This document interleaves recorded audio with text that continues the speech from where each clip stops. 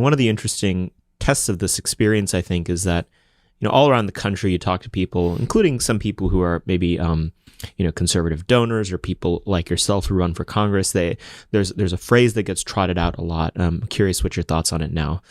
Oh, we should just run politics more like a business. Do you think that's a sentence that holds water much at this point based on your experience?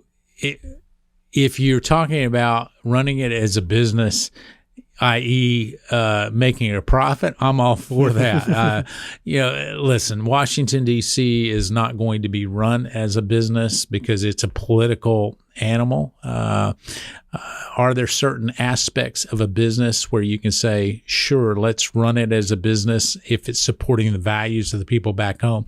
But in ways, it is run like a business. Mm-hmm. It's big business for consultants, for special interest groups. And so the sad part about it is the way that you think about, let's just run it as a business. We can think about it in a good way.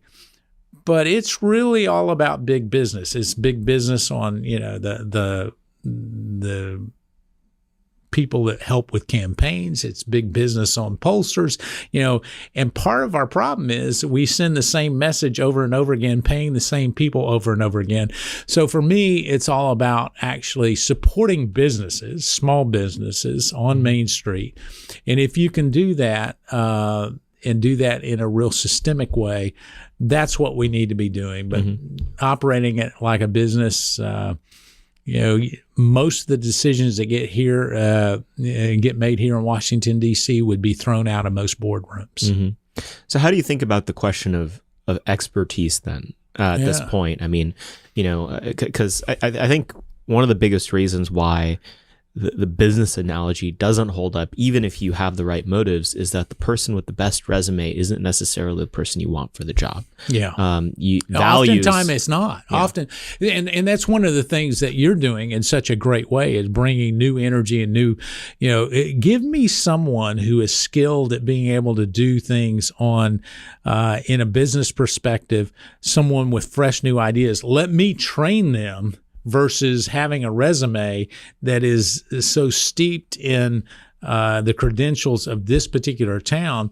Therein is your point. You bring me 100 people that have zero connections to Capitol Hill. I can train them to be more effective than 100 people that have been here with a resume that you would naturally just go to immediately, because they've worked for this member or they've worked for that committee.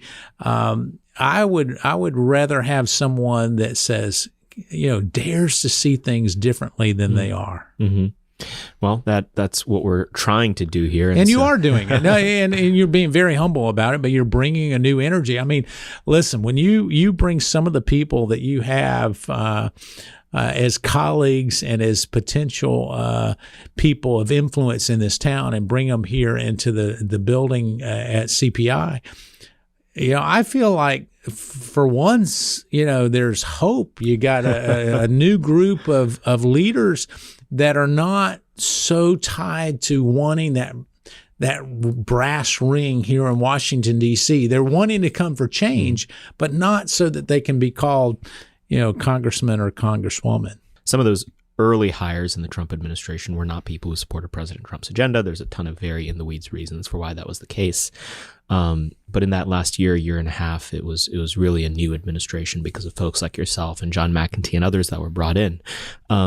What was that like to have to root out the rats? Well, I think it's disappointing in that you think, okay, you've got someone who wants to come in and drain the swamp, and yet many of the hires that were recommended by people in Washington, D.C. just filled the swamp back up very quickly, and so you mentioned Johnny McEntee did a great job of making a number of recommendations to the president for staff changes. But I think the other part of that is it just shows the big machine that's here in Washington, D.C., that if you're not careful, that big machine will consume anybody from, senators and House members to the president of the United States. And this was a business guy that had never run for office, was coming in to the highest office in the land as the 45th president of the United States, and he was getting all kinds of recommendations from different people saying, listen, hire this one. This is a good one. And what do you do as a CEO? You hire people with expertise. Well, in that case, it was just a lot of people that served in previous administration, and all they were doing was biding their time until there was a next Republican administration. And so I think the big discouragement to me was to say, if you came here to actually support what was going to fundamentally change Washington, D.C., why were you trying to do it the old way? And so working through that, certainly looking at a second administration, had President Trump had a second administration, I know that we were making plans. Second consecutive administration. Yeah, okay. Valid. So as we looked at that, we were planning to make some major changes just to make sure that the swamp didn't consume the hopes and dreams of the American people.